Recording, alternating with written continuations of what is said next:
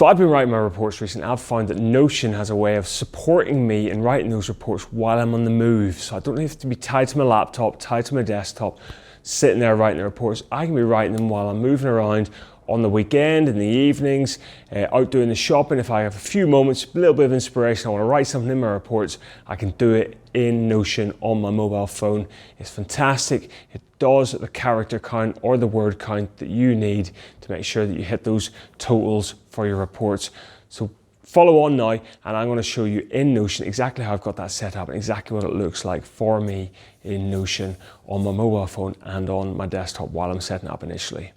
Okay, so I've inserted a view here of my all stakeholders database, filtered only to show me the students who are in the example class that I use for this channel. All right, so this all stakeholders database is just a list of all students and staff that I work with every single day, so that I can then pull them into my Notion system and use their profiles as I need to, and mainly only used for students, of course. So from the all stakeholders database, filtered only to show my example class students. And then I just need, so this database, this all stakeholders database, has loads of categories in it, loads and loads of categories. Really, for writing reports, I just want to filter that to a few of those categories. So I'll hide them all first.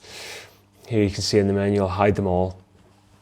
And then I'll just go down this list and I'll view their test scores, October test, December test, January test and March test. Okay, I'm interested in how many times, depending on which categories, which data you gather, and you could look at my other video on the all stakeholders database to see the kind of data that I'm gathering on a day-to-day basis in lessons.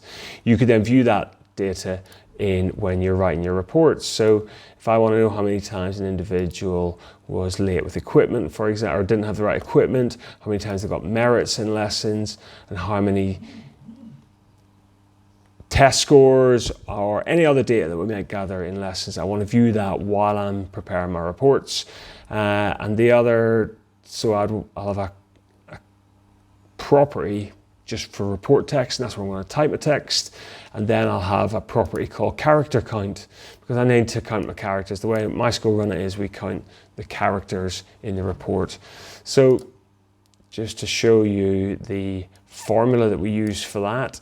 So the number in the character count column is just a number telling you how many characters there are in the report text column.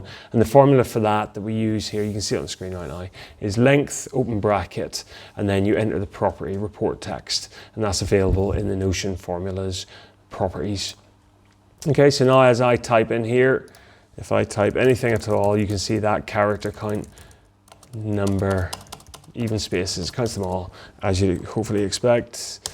And that's how we're counting characters. Then, as you can see on the shot of the mobile phone that I'm showing you on the screen right now, you can see how I'm able to type in that box on my mobile phone screen, and the character count keeps a running record of how much I've written for that particular student. Okay, thanks so much for watching. I hope you see how useful that is, how easy it is to set up. Like, set up in 5 minutes and you're off and running. You're writing those reports while you're moving around school, while you're on duty, while you're doing anything where you can't be tied to your laptop or your desktop. You can be stood there with your mobile phone, just filling in the reports. And to be honest, this batch of reports has been the most seamless, easiest I've been managed to knock out, and I've done the majority of them on my mobile phone on this page in Notion. You've been watching Notion for Teachers. I'm Andrew. Hit subscribe to the bell icon and you'll be notified when I'm dropping new videos every single week. Thank you so much for watching, and I will see you again next week.